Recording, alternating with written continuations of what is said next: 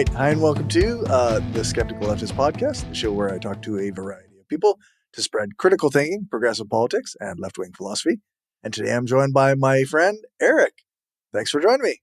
Good to be here. Good to see you again, Corey. It's been way too long. For sure, yeah. Yeah, so we've been friends for a long time. And we even did a show together a few years ago. We were doing Skeptarchy together. Right. So Yeah, that was fun. Yeah, for sure. And now you've got some poems or a poem and some thoughts, some writings on politics that you were thinking about sharing. Just kind of some things that I've been inspired by over recent years, and especially this past kind of year. Just events that are happening in my life, and how politics and the regions that we live in just affect our daily lives. Right. And I'm just becoming more and more aware of this, and the strength that we have as voters, and Sure. the power that we have to affect change on local, regional, and national levels. And so, I was, it's just some things that I came up with, and as I'm becoming more aware of how things work, I feel like I want to get more involved in things. No, that's awesome. I guess maybe before even we get into your poems, is there anything that like people should know about you? Like, where do you kind of stand politically, and kind of where are you in how do you view the world, I guess? I guess, given my background, like I've done a number of jobs over my years. I do have a degree in teaching, but I haven't used it much. I've done some teaching, but mostly blue collar work my whole life, and mostly work that wasn't extremely well paying. So Right. I feel like I am on the side of the working man, definitely. The working person, let me clarify. And, I see things swinging a lot more towards power to the wealthy and into those individuals, and a lot of the voice of the working person is being taken away. So I don't really know, I know you are very politically aware and knowledgeable, from watching your podcast over the years. But I don't know where I fit in.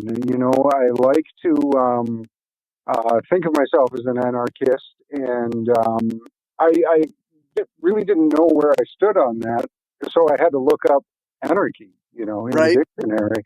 And in my mind, it was always like this kind of chaotic, every person for themselves kind of thing, no government control. But I've learned there's a couple definitions, which one is kind of that, and the other is kind of just communities looking out for each other, to simplify,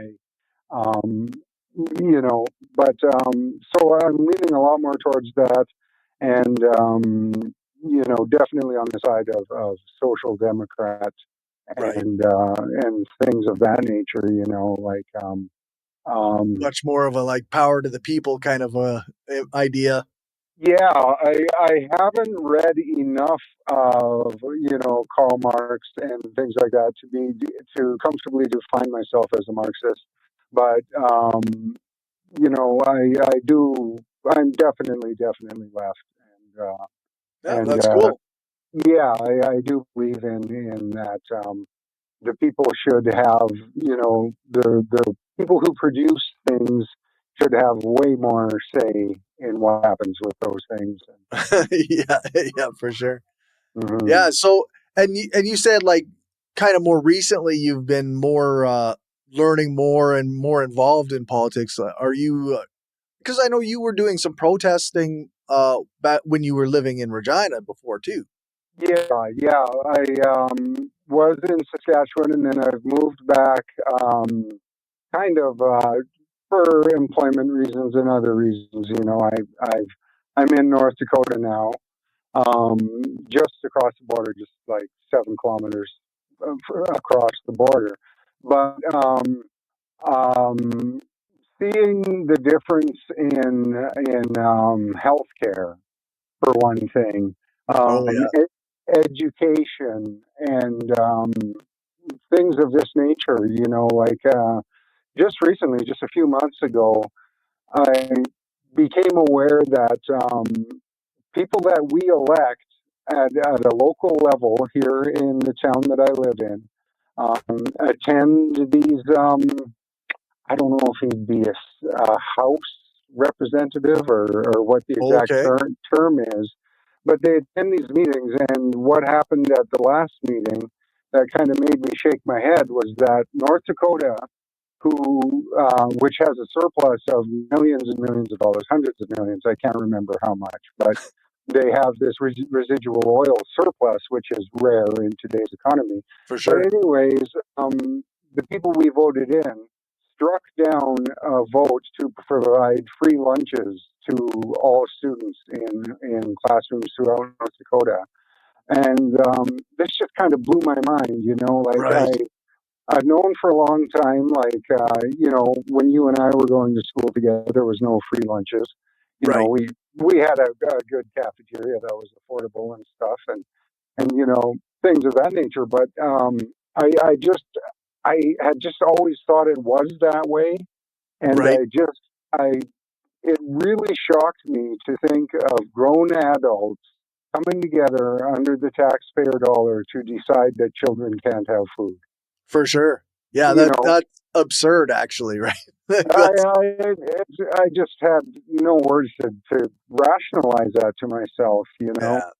And so, to become aware that these are policies that people actually vote against has been a real eye opener. And then recently, I was lucky enough to grow up in Saskatchewan, and as whoops, you might have to edit that. That's all right.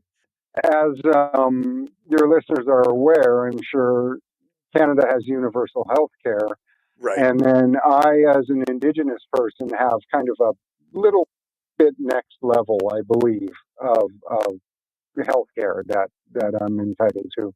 Right. Um, so, going to the doctor and things of that nature just I never really thought twice about it.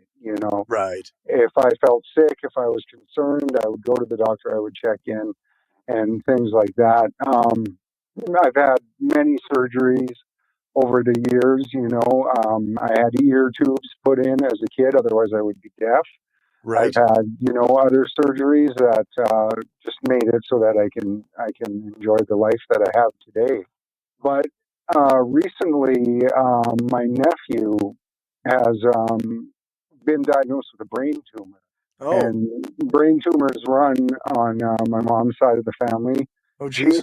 she survived one, a tennis ball sized brain tumor, which was the biggest ever successfully removed by Wow. the Mayo Clinic in Minneapolis. As of 20 years ago, it might have changed now. Right. But anyways, so my nephew has this brain tumor, and he's worked his whole life. He's paid for health insurance. His health insurance company said, no, sorry, we're not going to fund it. We're not going to pay for this brain What? surgery, which floored me to begin with. Like the health. How can they say that? How's that legal? I just don't know. And it's just like they said, well, the good news is we'll take your money from you, but the bad news is we're not going to pay for this, Right. you know, Jeez. life-saving surgery. So then the medical center, the hospital, and the doctors where he lives said, okay, we'll do it for 20% of the overall cost, so something like $11,000. Okay. So we started a GoFundMe. The family contributed as much as we could. And again, on the 11th hour, just days prior to his surgery, which should have been 3 days ago, they got a call and they said, nope, sorry, we're not going to do it for 11,000. We need 34,000 now What? because one of the doctors argued it wasn't that necessary or whatever. So it's just this ongoing thing. And I can't imagine making these decisions, getting paid to make these decisions. Right. Um, you know, and then not to put the onus on the employees, but having to make those telephone calls to Right. families, it must just be awful. Yeah. And Yeah. oh, Like it's not just it's not like, so there's people who are making these decisions for real, but then there's the person that they say, you're the one who's calling, right? You're the one who right, has to tell this family that this person, their family member is now sentenced to death. Like, essentially, and it's unfortunately it's always that person that probably bears the brunt probably. Yeah. of everything. It's like people getting mad at the stop sign turner for the road construction. Right. Right. He's got nothing to do with it really, but Yeah. but that kind of thing. It just this system that we're living under, and the fact that many people, um, in their community and even in my family, think that universal health care is a really bad idea. And you know, I, How? How? I I I still don't understand it. Yeah. And the claim is that the Canadian healthcare system is ineffective and life there is incredibly more expensive. And I don't find that. No, I would rather pay a little bit more for my purchases on a daily basis and not have to worry about my health. I think it's just like a propaganda mostly, right? Like it's got to be that they just have been told this nonsense for so long because like I know someone in Ontario who got diagnosed with breast cancer a month ago or maybe 2 months ago now, but is now going in for surgery that they don't have to pay for. And yeah, they were on a wait list, but they get in and in a reasonable amount of time. And when things are life threatening, they always put them closer to they move them up the list based on need, right?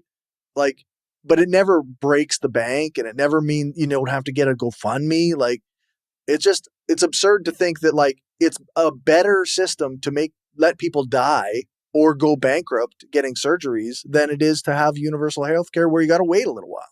Right, exactly, exactly. And I myself have been recently diagnosed with Parkinson's. I've got tremors in my right hand, which luckily for me is kind of the extent of it. I can still write, do Yeah, work, and things like that. But everything is covered right down to my medication. And right, to see a neurologist here in North Dakota is a lot of money. So for sure. you know, I I definitely maintain my Canadian address and try to spend a legal amount of time to be a resident.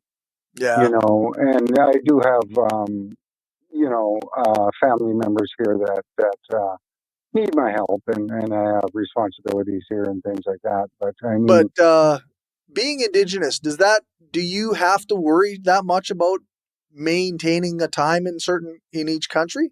I haven't looked into it that much, but I think regardless of what happens, I'm still covered under, I believe it's called NIHB now. Okay, It's no longer Indian Affairs, but right, right. and I don't know what that stands for, but I believe I'm covered regardless. I would hope Re- so. I would seriously hope so. At least, like, yeah, yeah, it goes back to the treaties and things like yeah, that, which is the reason I'm allowed to live and work here in North Dakota. right, right. Kind of, yeah. I think a lot of Indigenous people they have what's considered dual citizenship. I guess, right? It's kind of a long drawn out thing. I think what it works out as, and that's kind of a tenuous situation too, because I'm technically right now an undocumented immigrant. Oh, is that I'm an right? undocumented immigrant under the Trump administration. Jesus Christ. So deportation wouldn't be the end of the world for me. I'd come hang out in Regina, which is a beautiful city, and Yeah, stuff. But an ice camp definitely sounds horrible. yeah. They sound pretty bad. Yeah. Yeah, I'm not really concerned about it. I am in the process of getting all the paperwork together, but Oh, okay. it's it's difficult to say the least. But anyways, um, Indigenous Canadians are entitled to a work permit, a green card under under the U.S. government. Right. Okay. I don't know that it's citizenship for sure.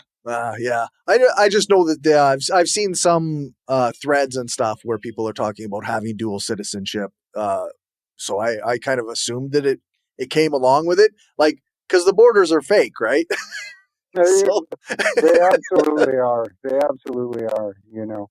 yeah, And but like I was told, well, if you're going to apply for a green card, just go for citizenship because your mom's American.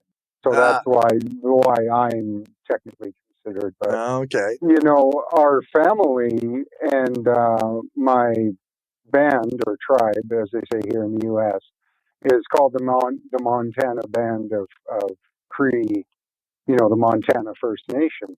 I can Ah, trace my roots to the Rocky Boy area of Montana, which oh, makes it that much more frustrating that I have to prove to some government right. official that, I belong here. But Yeah, like my family was here like literally before this line was drawn. right, right, but I've got a pretty good life here, and I can't Good. complain too much. So No, that's good.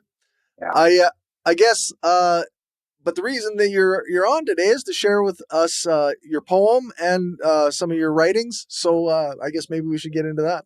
yes, yeah, absolutely. I am an aspiring creative writer, and I'm working on getting into some comedy and other things like that. And poetry has always been a fun thing to do. So Right let me on. start with this piece I call "Tax Me More for Freedom," Okay. and I have a bit of a okay, I should preface this by saying that I live in the United States, just 5 miles across the Canadian border, or what Cree people refer to as the medicine line. However, I consider myself a citizen of Turtle Island, which includes Mexico, Canada, and the United States. Where I live, it is a foregone conclusion that wealthy people either get huge tax breaks or don't pay any taxes at all. It seems to be something we have all just accepted. Many people view not paying taxes as freedom. I say, as long as my basic needs for food, shelter, clothing, and medicine are being met, let me bear some of the brunt to help others. I can say these things because I have the privilege of living in a home that I pay very little for on a monthly basis. My basic needs are covered, and I live in a safe community. I understand this does not apply to everybody. Tax me more for freedom. Tax me more so that I may go to bed at night with the freedom of knowing that children are from broken and abusive homes and are suffering from poverty and count on at least one meal per day for free at school. Tax me more so that I can be free to know that while I enjoy my warm home and my fridge full of food, that people aren't freezing outside having to dig through dumpsters. Tax me more for freedom, the freedom of knowing that my nephew and other poor people can have life saving surgery regardless of whether an insurance company gets rich or not. Tax me more so that everyone is free to drink the water from their tap in the richest country in the world, no matter which part of it they live in, so that they don't have to pay a corporation to bottle it and sell it back to them, giving CEOs new yachts to enjoy water.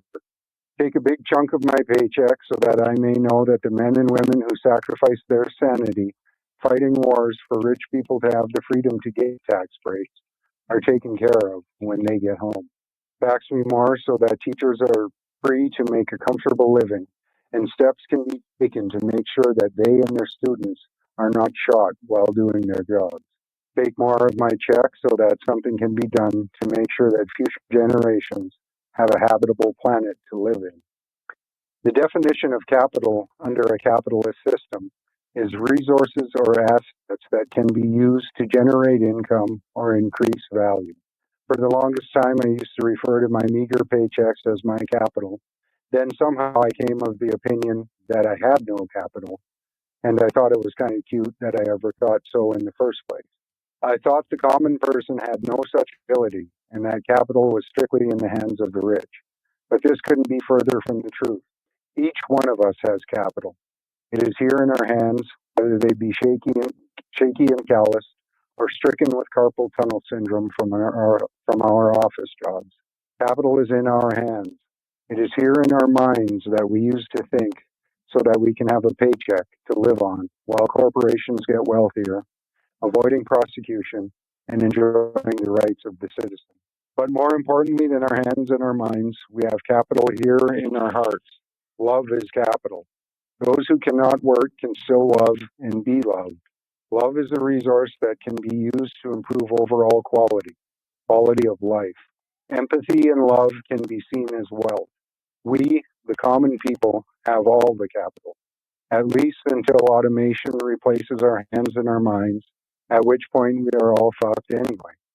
But automation can never replace human love for one another, and therein lies our strength as a species.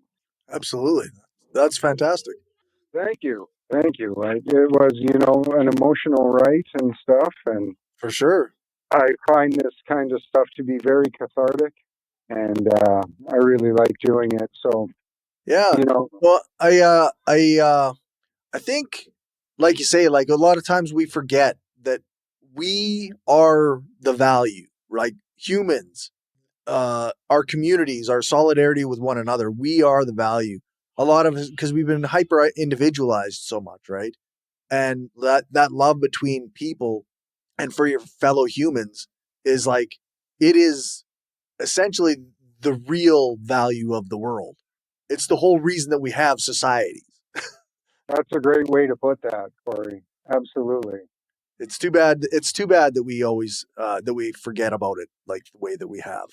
Yeah, yeah, and I feel like not to put the entire onus on European immigration. I'm half European immigrant myself, but somebody kind of pointed out to me that for a lot of people, immigrating to America was kind of an individualistic thing. You had to say, either me or me and my family are leaving the rest of my family, the rest of my community, and we're starting over Yeah, here.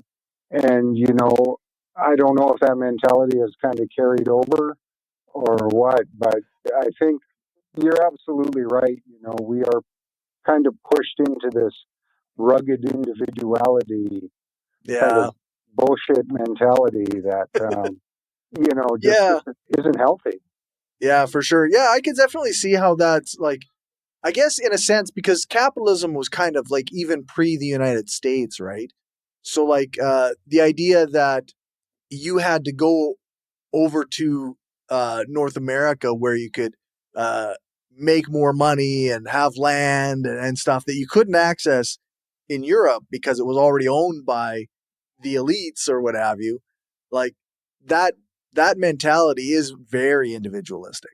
And it comes from like say like that capitalist mentality. And then of course over the last 500 years the United States government and the propaganda machine within it has amped that up remarkably, right? Like to the point where now people can't even like imagine like being part of a society unless they're rich. And Hmm. so yeah, like think of like even like Margaret Thatcher back in the 90s talking about like there is no society because Right, that's what they believe. Like the elites, the rich, that's what they think. right. Me and my household, and care for me and my future generations, Yeah. and and do that by hoarding wealth. Right. Yeah. Basically, and rather than the generations of the planet, and if not even a planetary view, the entire country or whatever region I you're in, right? yeah. I I appreciate your perspective on being willing to give of yourself like through the form of taxation if that's how it works. Uh to how to give all these things and help all these different levels of society. I really appreciate that. I'm of the same mentality even while I don't really trust the government to take my money and actually do anything beneficial with it. Right, right. And that is something I hadn't thought of, but exactly, this is under an ideal model that your taxes are Right. going to be directed towards these things. Yeah, like if you're actually going to give this money to teachers and kids and healthcare, then fucking take it from me. Yeah, right, right, right. Yeah, yeah. If only we got to pick as individuals what we Right. wanted it to go towards. If you could Uh, trust your government to not just give tax handouts to big banks and giant mega corporations. right, and build bombs and Yeah, and other build things, bombs. stuff like Yeah. that. Yeah, yeah. That is a very good point for sure. And maybe that is where some people say, I don't want to pay a bunch of taxes. It could be. Well, I know that in Saskatchewan, obviously we have a lot of conservatives, right? And their idea is they don't want to be taxed. They don't like being taxed to send aid to Ukraine, which again, I don't have trouble with my money going to help people in need in Ukraine. I don't want it to be turned into bombs killing kids in Gaza, right? Like Mhm. I think they're two different types of foreign aid that one I find totally reasonable and the other one I don't. Yeah, yeah, exactly, exactly. Yeah, the foreign spending issue has become big in recent years, and it's a real shame what's happening with cutting off of the food supplies and Oh geez, yeah. Oh, stuff it's like that.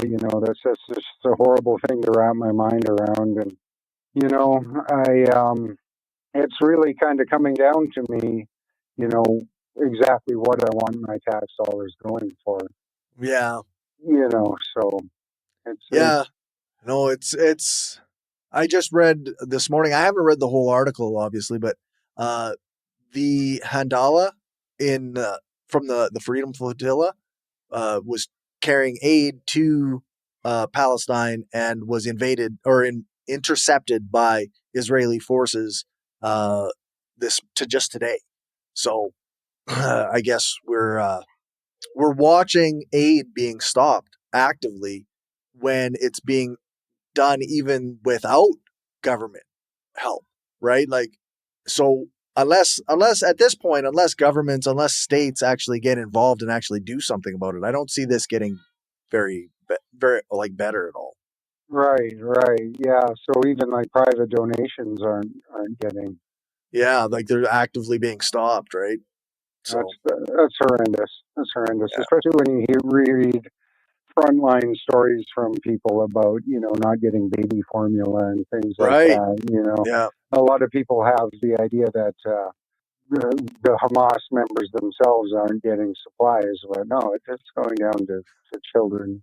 Yeah, like in what way is Hamas, using the baby formula that provides like even if you're going to be 100% I cannot handle Hamas, they're evil, whatever, you can say that. But like baby formula doesn't fit into any of that. It has No, nothing to do with no, exactly, exactly. Yeah, like that's just in my opinion, that is just an evil thing to do is just to intercept the baby formula. absolutely, absolutely, it is. Yeah. So Um I have yeah, kind of a longer piece here that, sure. and it was just random kind of ideas that I started writing.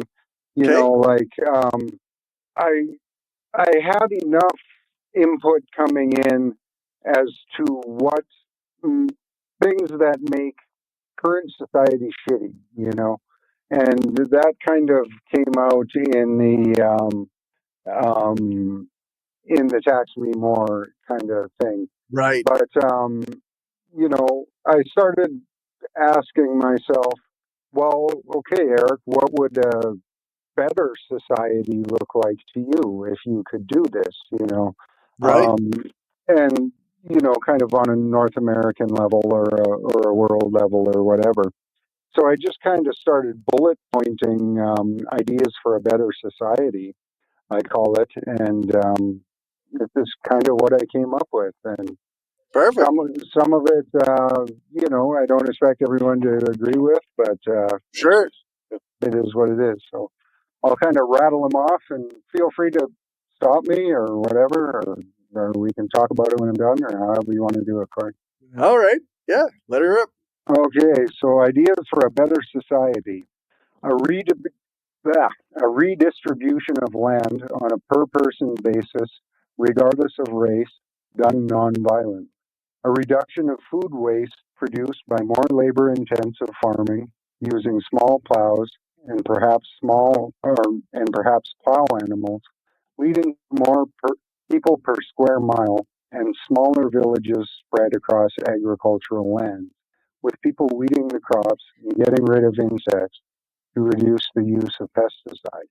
In these villages, a return to old world craftsmanship to reduce the amount of plastic textiles and other waste going into garbage and landfills. A concentrated effort to thoroughly use each drop of water by collecting rain, purifying it, using gray water to nourish plants, etc., rather than just going into the sewer. Perhaps a look at the water collection systems used in Vienna.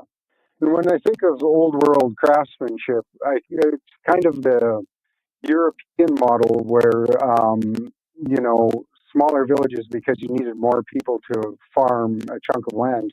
But you had entire last names based on this kind of craftsmanship. You know, Fletcher Right. was your arrow maker, Cooper was your barrel maker, Wheeler, Baker, Miller. You know, Right. and all these proud professions that you know I think it would be kind of cool to bring back. Right. Um, the villages would be as self-sustaining as possible with incorporated technologies such as internet, electricity, etc. So as not to return completely to primitive times. Um, to have wealth measured in the amount of people helped and friendships made in a lifetime, rather than individualistic currency hoarding. Retain labs and hospitals and universities as they are to provide think tanks for science, medicine, and education. A recognition of the certainty of oncoming climate extremes with an Mm, emphasis on semi subterranean dirt brick housing. An emphasis on housing for all, even those suffering from addiction, trauma, and mental illness, with yeah. perhaps, yeah, with perhaps even concrete, indestructible dorm like structures for those incapable of maintaining a household. Individuals would still have food, shelter, clothing, and someone to ensure that they are taking their medications on time. Treatment centers and help for people suffering all manner of addiction, including drugs, alcohol, gambling, sex, clutter, overeating, etc., with an emphasis on dealing with the trauma, but also taking personal responsibility for recovery. Refurbishing old houses to be lived in rather than tearing them down and wasting building materials. If they cannot be refurbished, the materials will be recycled and reused. Hmm. Recruiting of unhoused people to live in forest civilization interface in order to burn and clean out dead undergrowth in controlled fires within movable shacks to reduce the possibility of forest fires. Also hiring out of work loggers to help with this. So just kind of getting rid of some of that dead undergrowth that's, between the forest and the communities Right. so that there's less chance of it spreading like has been happening in entire Right. Yeah. town. The way that the wildfires get going and I don't have general suggestions on that, and I think one of the biggest things that I've left out of here is just getting a shitload of scientists together to work on these problems and listening right. to them. Oh, And I lost you there for a we second. have, oh, am I back? Yeah. Yeah. I got you back. I've heard it said that a good leader doesn't claim to be the smartest person in the room. A good leader brings the smartest people to the room. right. And I think certain people like Donald Trump could benefit from Yep. some of that. I, For di- sure. I didn't come up with that, by the way. Uh, um, okay, where was I? Refurbishing. Oh, on the topic of forests, leaving alone certain areas deep within the forests and oceans and other wilderness places so as not to disturb the entities residing within them. Along with this, leaving food offerings to possible cryptids, which I believe in Sasquatch, living within the forest rather than displacing them and seeking to capture them on film. Free medical, dental, mental health, education, and even veterinary help for all. Some sort of reward for coming up with inventions that either lead to betterment of humanity or entertainment and leisure. Along with this, the banning of capitalizing on things necessary to human existence, such as food, shelter, and medicine. And this is where some of the comedy writing comes in. And you'll forgive me if you have child audiences. I don't know, do you? I don't know. Okay, well, I don't think there's too many young people who watch this. this part is not meant for children. So, what came to mind is that if someone invents a solar powered, self warming, self lubricating, remote controlled, vibrating butt plug, they, could, they should be rewarded with a travel voucher or a community recognition dinner or something like that, Something like that. perhaps Yeah, rather than for getting sure. rich. A temporary closing of pollution causing robotic factories that are creating unused excess. Yeah. Make it fashionable to wear out clothing, patch clothing, wear out old vehicles, and basically use up the excess we currently have before restarting the factory. Yeah. When, when they are reopened, have them run by people local to the area, not robots and not exploited overseas labor. And Yeah. this kind of goes back to some of my mom's upbringing. You know, she was born in '46, so just after World War II, and then, you know, which was immediately after the Depression. Right. So she was brought up in extreme, you know, World War II rationing was still on everybody's mind. So, Right. you know, you didn't just throw out an aluminum can, you know, or whatever, right? Right. You hung on to things, and you you patched clothing, and you fixed socks, and you know, Yeah. she said there was no such thing as a thrift shop. Like, you know, Right. fabric was very dear, and things like that. So Yeah. We go through like the clothes that we buy now are so disposable that you almost sometimes you can't even donate them to a thrift shop because they wear out so quickly, and like you wash them a few times and they basically disintegrate. Like some of the stuff that mhm, you get from like Sheen or like some of these fast fashion places online, like it can be terrible. yeah, it just kind of falls apart. And I was watching this documentary on somewhere in Africa, and you know, the thing always used to be, well, send your old clothes to the Africans.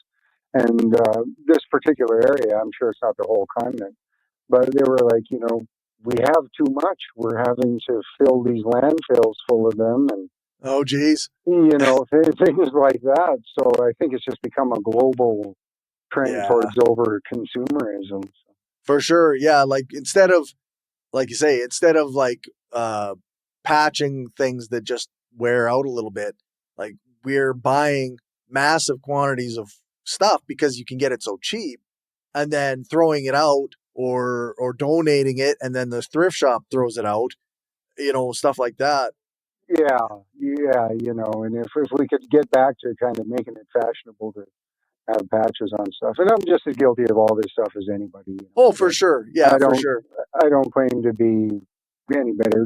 In a way, you have to stay relevant and competitive, and you know, things like that. So It's the nature of the capitalist beast, right? yeah, exactly, exactly. So only 20 more pages to go. No, I'm kidding. I'm kidding. We have a page and a half here. Okay. Where was that? Encouragement towards athleticism on a village, regional, state, or provincial and national level, with stipulations that no athlete earn more than any teacher, perhaps even universal salary to be used on hobbies, fun, etc., since basic needs will be covered. Communal vehicles belonging to the village to be signed out for business or pleasure, including vans, trucks, small cars, motorcycles, boats, buses, etc. The rest of the daily needs are met by walking, bike, or public transit to reduce dependence on fossil fuels. And I kind of borrowed that idea from the way the Hutterites do their kind of thing. You know, they'll have like two vans or Right. whatever. I'm not exactly sure how it works, but you kind of go and you like, hey, Hezekiah, I need to sign out the van for today or whatever, and you Right. sign it out and away you go. And then that way, you know, whatever their communities are, 200 people, you only need a couple vehicles each. Yeah. I know, like, so there's a couple of guys, they do a show called Seriously Wrong. And a while ago, they kind of came up with an idea of like the library socialism, they call it. So, Right. like, yeah. So, like, the stuff that you don't use regularly, you could take out of the library of things. And then Well, when you use it and you return essentially, it. libraries for everything. I love it. Yeah, Tools, seeds. You, you could just go on and on with. for sure. Yeah, because there's so many things. Like, I don't need to own a lawnmower because I only mow my lawn once a week or once every 2 weeks. So why isn't somebody else can be using it for those 2 weeks? It doesn't just Right. have to sit in my shed doing nothing. Right, and then that way 20 people could pay $10 each for it, rather Right. than 20 people paying $200 for their own individual mower. Yeah, it Yeah. makes Stuff like absolute that. sense. Yeah, for sure. Um, the village helps elders stay independent for as long as possible, with prime spots close to the central markets given to them. Their contributions of knowledge, production, and advice is prioritized. They are treated as living libraries. A Finland-based restructuring of the prison system, with skills being taught and an emphasis on healing. Yeah. Sensible laws on mood-altering substances brought forth by those who have experience in consuming and treating the problems caused by them, either on a universal or regional level. No more menial jobs. The person who can provide quick nutrition, thereby vastly contributing to a productive society, is paid no less and valued no less than someone who can heal the sick or who can run fast and catch a ball. A gradual reduction of meat-based protein with a corresponding reduction of cruel, intensive meat harvesting practices. Hopefully, with the healing of land and water, more wild animals will become available and hunting practices could be allowed. A reduction or outright ban on space travel, out of respect for the possibility of more intelligent beings that may currently reside there. Space travel resources could be focused on improving life on Earth. Children should not be separately. And this one, I'm not 100% certain on how it would work, but children should not be indoctrinated into their parents' political beliefs. Instead, an impartial teacher should point out the benefits and disadvantages to each system sometime in their late teens. They should be introduced to successful people of each doctrine who will debate the benefits of each system in front of them, that they may choose for themselves. The same should be done with religious ideologies. Yeah. Yeah.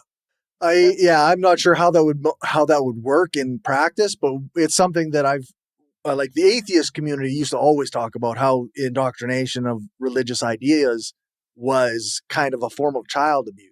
And I always kind of like I felt a kinship with that idea. And as somebody whose political ideas are outside of the mainstream, I can see how, yeah, like, how do you, I don't know how you would functionally do it, but it's definitely something that I think like kids need to learn what these things actually mean before they ever start deciding whether or not they're a liberal or a Democrat or a Republican or or conservative or, you know, it seems like, Right. yeah, it's pretty, I don't know. It seems like when you have kids out there pointing fingers and calling people liberals as though it's an insult, like, Yeah, yeah, it's libtards and little kids, running around and Donald Trump, and things yeah, like that. pretty It's just, wild. it is, and I feel that's a level of indoctrination. I was kind of lucky to have. I don't know if you would say that my parents were apolitical, but they definitely didn't. They had their senses of right and wrong, but they Right. definitely didn't push anything on me. So it wasn't until later in life that I kind of formulated my own. Yeah. I think I think with my parents, like they didn't really talk about politics when I was growing up that I can recall, but they tried to teach me values. And then later on life, I find out that they're like, my dad's like a conservative, and you're like, well, how does that jive with the values that you taught me? Mm, Like I mm. don't, because I'm an anarchist who doesn't believe in, who believes in community and helping each other, and like that's the values that I learned. You're right, right. And yeah, like you say, the community I live in is very nice, very supportive of one another, and things like that. But then, How does I that? find I find it difficult to know that they all voted. Right. Not all, but many, many, many of them voted for Donald Trump and the Yeah. policies that he puts forward. And I just, It's very. It's almost. I guess I've heard this a few times too. Is that people are just inconsistent in these ways. Like yeah, they don't really have like most people don't have a political ideology that they believe in.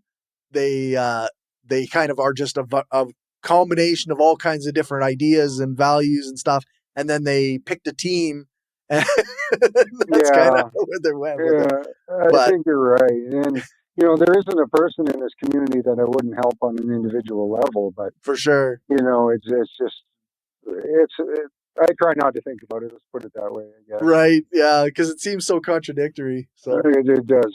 It does.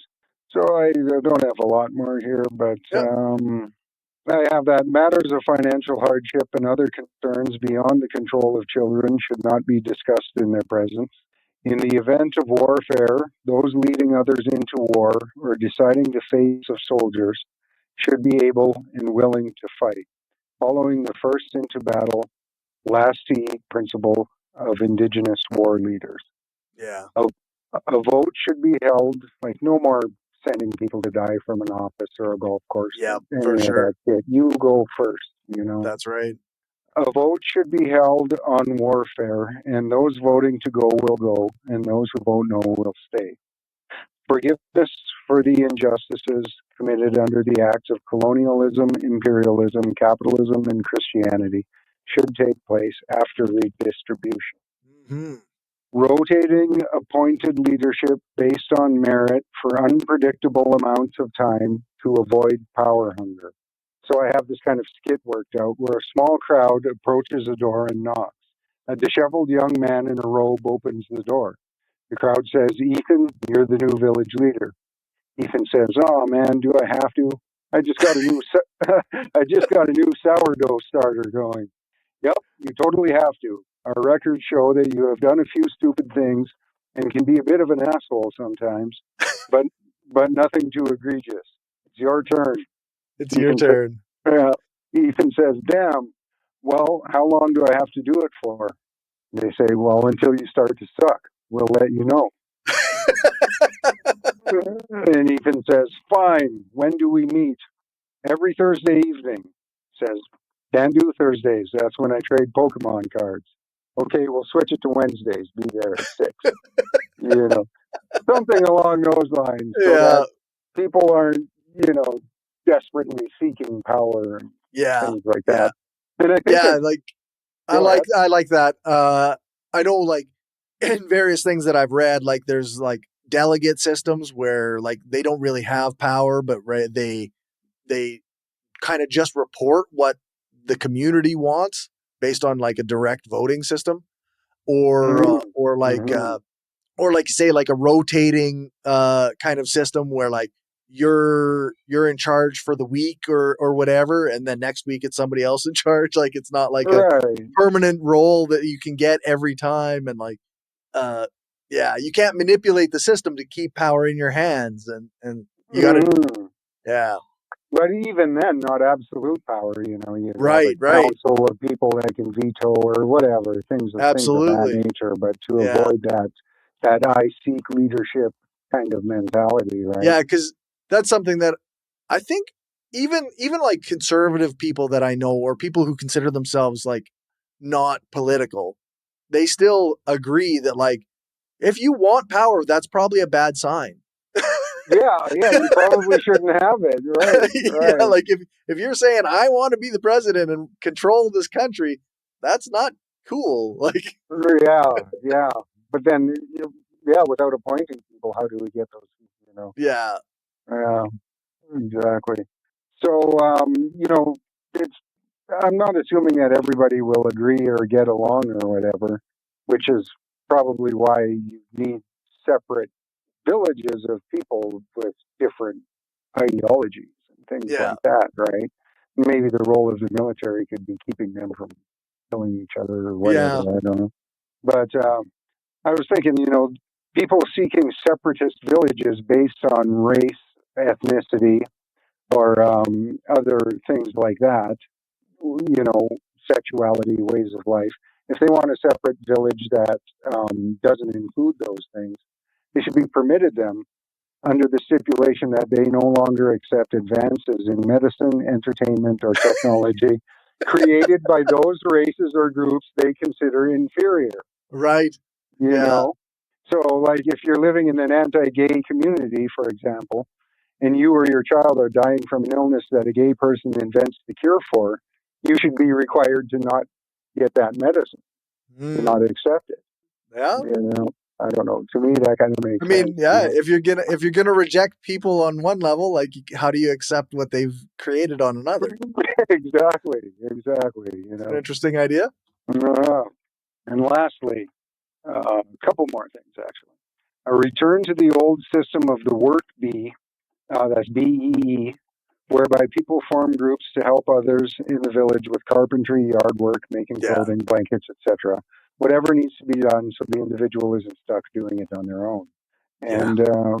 And then lastly, the majority of the population makes the decisions rather than elected officials to prevent those elected from going against the good of the people being and to prevent elected officials from being bought, threatened, or otherwise coerced. Yeah. If they don't have the power to make decisions in the benefit of, a company instead of the people, like say allowing laws where they can pollute, then they if they don't have that power, then they can't do that, right? They can't give the company that permission. Or completely waffle on standpoints that got you in there in the first place, Right. Yeah. for the benefit of some money or whatever else, Yeah. for That's sure. right. Because, like, in the case of my town here, and from the feedback I've gotten and from talking to people, I think if you went out on door to door and said, "Hey, do you think every kid should have lunch at school?"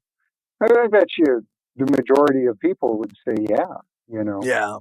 you know, but It's it's just yeah, it's the same thing they used to do polls on like uh on universal health care, but the way they asked it was like, do you think that everyone should have health care if they need it? And the answer is almost universally yes. yeah, Like you may not accept like what's called universal healthcare, but they're like, yeah, of course, everybody deserves healthcare and should be a human right. yeah. A lot of it can be in the wording for sure. Yeah, Yeah, definitely.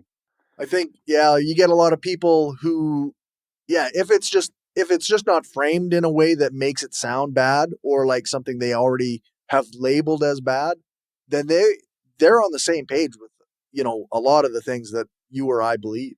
hmm Yeah, exactly, exactly.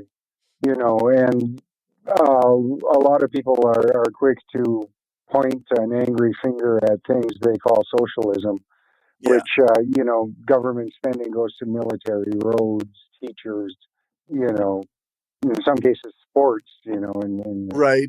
cases of the college athletes and things like that. I just feel like a lot of people have been indoctrinated to just really get their hackles up whenever Yeah, anybody talks about, you know, spending their tax money in certain ways.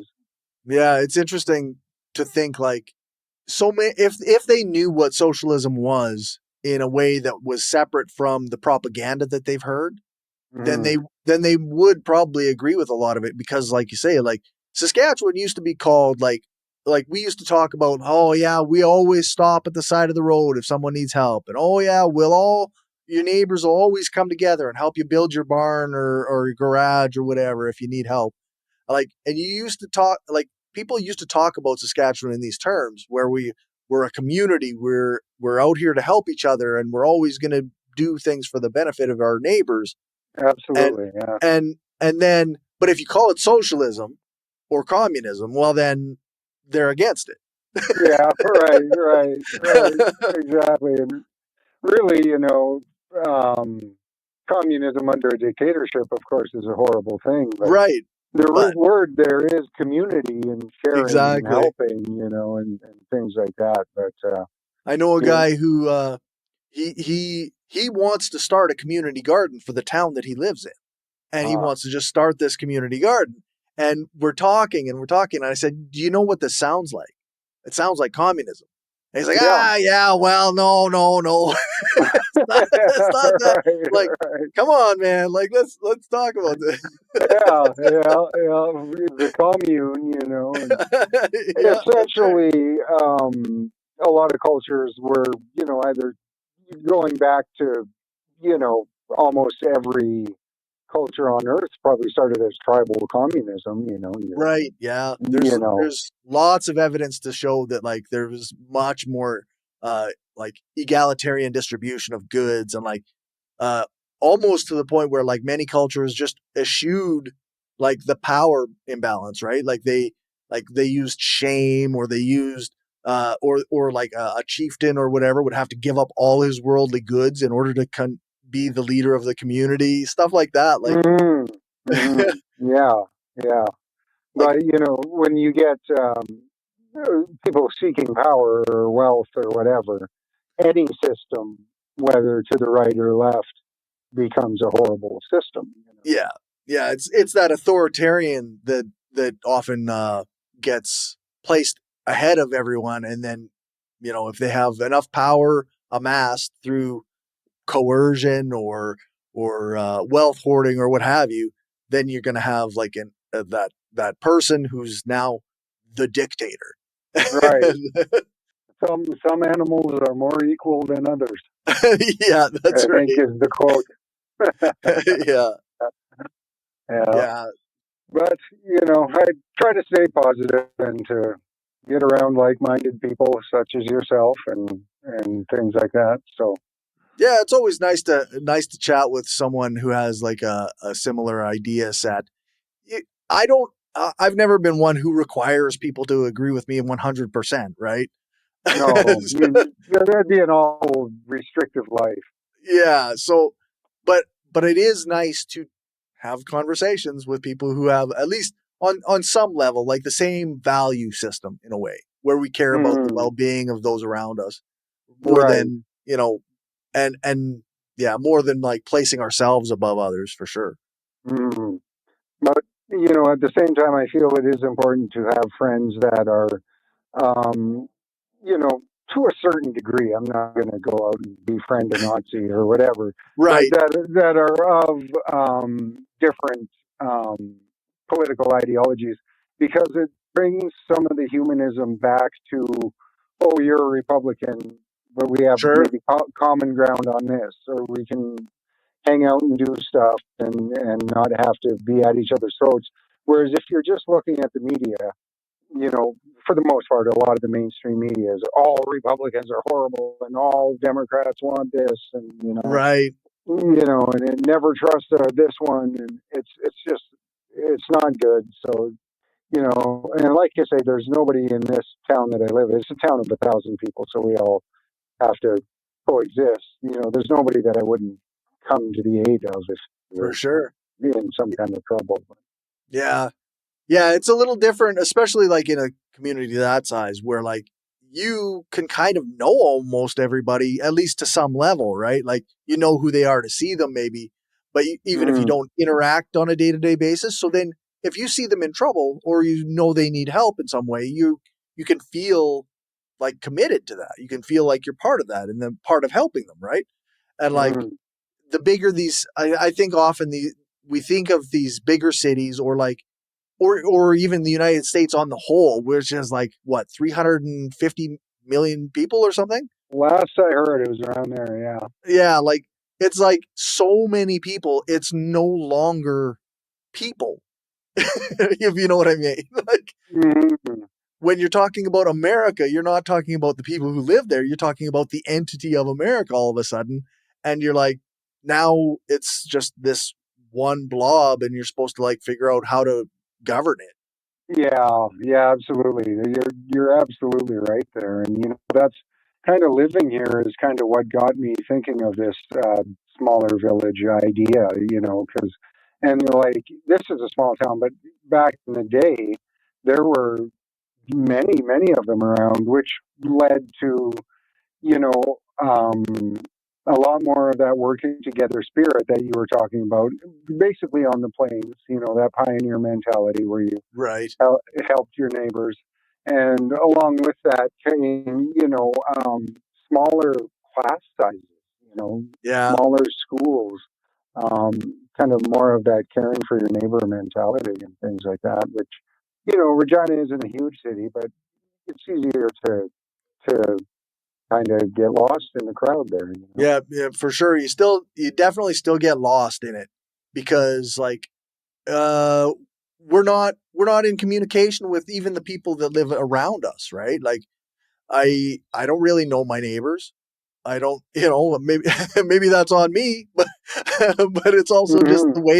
the way that our society runs. Like it's not like they come and check in on and get to know me either, right? Yeah, yeah, exactly, Just exactly.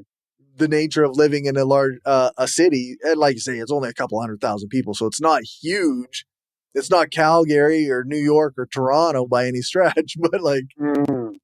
but But it is, yeah, yeah, it's still yeah, big enough. right, right. And like it's well, even in where we went to high school in Weyburn, Yeah, I feel like I was just by the nature of, I think it was around 10,000 people when we were there. Just yeah, by the nature of the smallness of the community, and to some extent what happens here in Crosby, you're kind of just forced to mingle with people that you maybe necessarily wouldn't otherwise. yeah. That's right. Yeah. Yeah, like you end up like I remember like there's people now who are like they're still in Weyburn, but they're like quite wealthy and they've got their name out in the media or what have you. And we were on the same hockey team growing up. Mm, you know, mm, so yeah. Yeah. so we knew each other and like they still ask about me when they see my dad and stuff like that. Like Yeah. That is strange for sure. Huh?